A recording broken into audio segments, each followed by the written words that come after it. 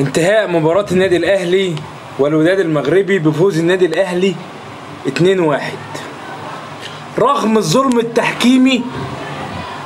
ليك بلنتيين، ليك طرد على لاعب الوداد، انفراد من نص الملعب ويمسك الكرة بإيده والحكم يديله انذار.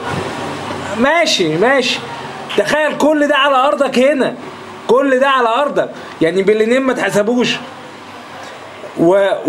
وطرد للمنافس يفتح لك الماتش يعني على البحري. ما يحكمش حاجه. مش عارف انا الحكم المغربي ده، الحكم الليبي ده جابوه لنا منين؟ المشكله مش هنا، المشكله ما احنا نروح هناك. المشكله يعني ما عنديش ثقه خالص في التحكيم انه هينصفنا هناك، انك هيبقى ليك مثلا بلنتي، ليك حاجه انه هينصفك. ما علينا، لعيبتك رجاله، لعيبه طول الماتش النهارده رجاله، من اول مصطفى شوبير لغايه كهربا، اللي الواحد زعلان منه انه يجيله فرصه على خط ال 18 جون متبروز قدامه يحطها. هي مشكلته بس ان هو مش اشول، هي المشكله بس ان هو مش اشول. بس يلا الحمد لله برضه كل اللي بنطلبه من اللعيبه انك زي ما كنت راجل هنا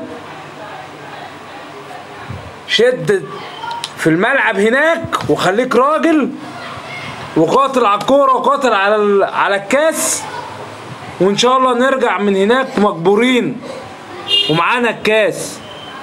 حتى لو هم جابوا فيك جون هنا خليك انت راجل وهات فيهم هناك بدل الجون 2.